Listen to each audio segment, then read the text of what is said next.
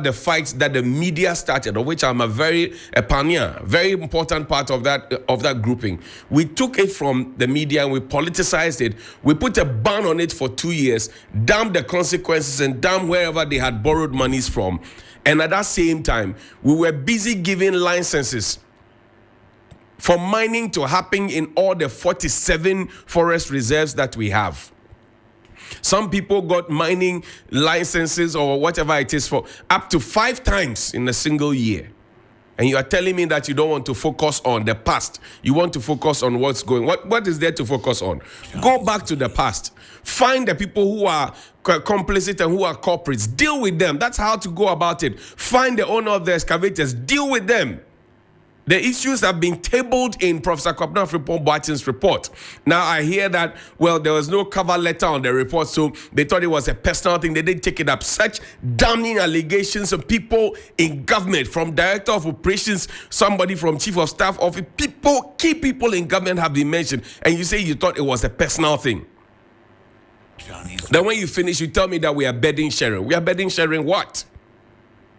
But you see, all of these things will happen because we live in a country where hypocrisy is taking center stage.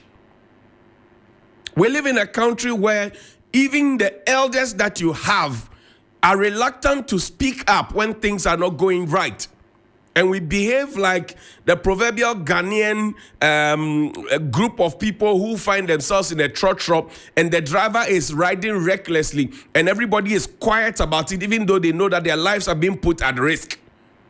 And then when you opt to speak up, to call the driver to order, everybody will tell you to shut up. So we are more interested in people's personal issues than we are interested in the national issue. The president has written to, pull up the letter for me. The president has written demanding a retraction and an apology of what has been said by Al Jazeera. Now note, 25th of April, a few days ago, was when this was written. Request for retraction and apology for inaccurate and unfair documentary on the president and government of Ghana. The word spurious, note it, is being used in a tweet by Mr. Koy Suman, who is counsel for the president as well, in that tweet. And I asked the question, why are you addressing Al Jazeera on Twitter when you know Al Jazeera has a vibrant Twitter page and not addressing Al Jazeera? Well, this request has been made. Question number 1, has it been served on Al Jazeera? Question number 2, has Al Jazeera responded to it? Question number 3, why are we deciding to take this soft stance? That's what I see it. Because you see, Al Jazeera is an international media network. They broadcast far and wide more than any other media network in Ghana, arguably, if you like.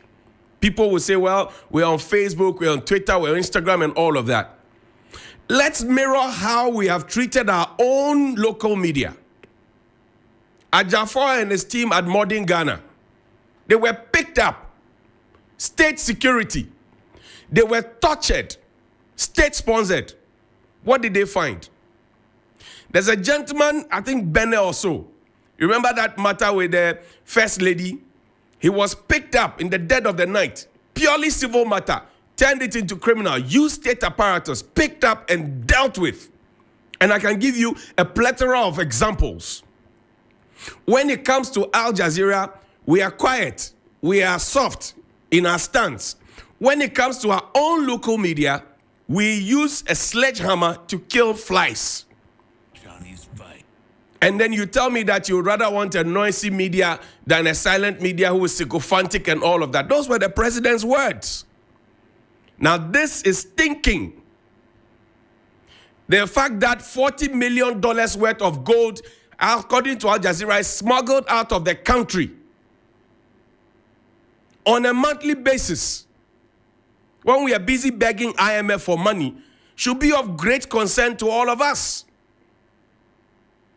But where are the elders who will speak for us? Everything has been politicized. Even this one, in this letter, we are only interested in what Mr. Matthias said and the fact that, what do you call it, Mr. Akufo-Addo represented him as lawyer. So we are only concerned about that. We are not concerned about the fact that $40 million worth of gold is smuggled out of this country.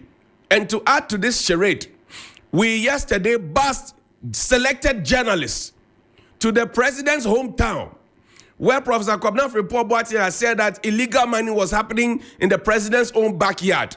We had bussed journalists there urgently to go and debunk those claims.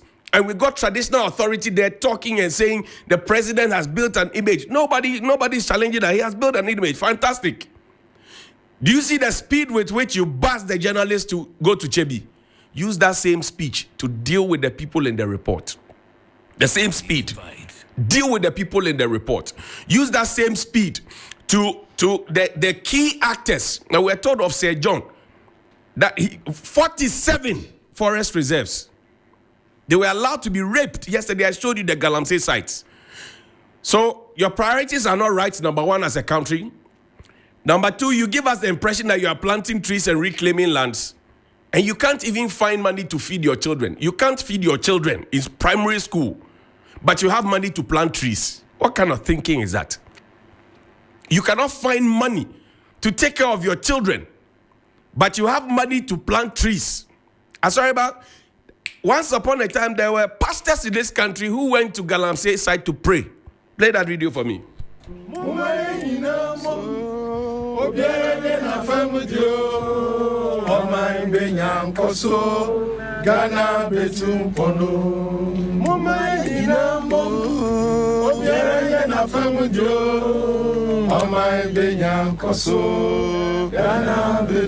That people will humble themselves and turn from our wicked ways and heal our land and save us. Heal our nation. Heal our nation. Complex challenge. You know, when I saw this, I think in October 2022, I was beside myself. I felt a bit indifferent because I'm a Christian. I believe in prayer. But you see, after this happened, when we had our pastors, instead of using the pulpit to tell the prayer, because I know most of these big men who are also pastors, they are invited to the Jubilee House from time to time. In fact, when President Akufo-Addo came to power, you usually have a round table. You have the key, leaders of church in this country. They were part of it.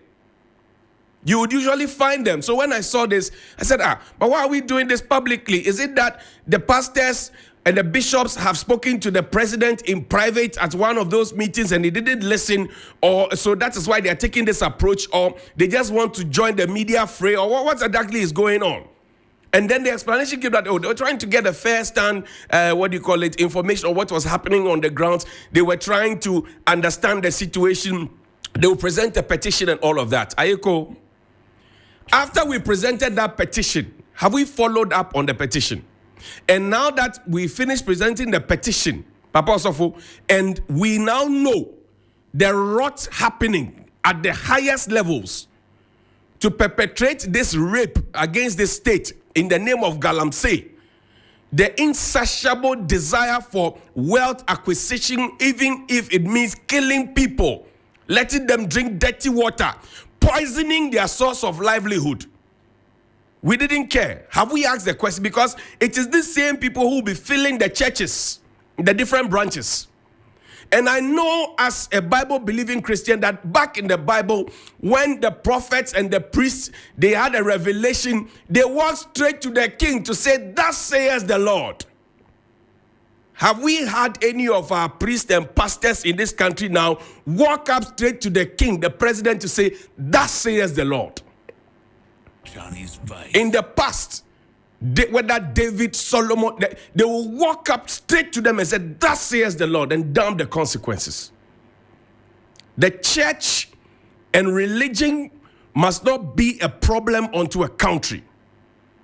The church and religion must be a liberator, must speak the conscience and wisdom of the state and the minds and hearts of the people, because not everybody has a voice. But in your small corners, in your various churches, the people who have been mentioned in the report, they attend church, they drop tithe, they drop offering, they drop free will, they sow seed, they do all those things. How have we used the pulpit in the individual churches where the numbers are small and regulated? How have we used it to say, thus says the Lord? And we are in a deep crisis. Water is bad. And the good old professor was asking yesterday, I think I listened to a conversation he had on the state broadcaster. And he mentioned that when was the last time we saw vultures? Because vultures are scavengers. And the scavengers eat what is left, the leftover. Right? Kokosechi. We have cut all the trees. So the rats and rodents and all those things that would have died. That's the professor asking the question. When was the last time you saw a vulture? We have destroyed the vegetation. We have destroyed the water. And we are quick to buzz journalists to go and corroborate what we say is the truth. We are quick. Use the same speed, Mr. President. Buzz people and put them before a commission. And please tell your ministers to keep quiet. Because they have, so the report says they have dirtied themselves. It's not about who is dirty and who is not dirty. It is about the issues in there. So attacking personality of, say, Professor Frimpong Boateng is the no-no. Let's deal with the key issues that have been raised. And I want to see my pastors and my priests, my bishops and my archbishops, and all those representatives of God, men of God and women of God on the land. I want them to be bold enough to walk up to the king to say, thus says the Lord. Today is Friday. You organize church service on Sunday. Please walk up boldly to the king to say, thus says the Lord. Follow up on your petition. Thus says the Lord. Good morning. I mean, I understand some of your approach. I mean, sometimes we take a hard bite. It helps us as politicians. Nowadays, when I listen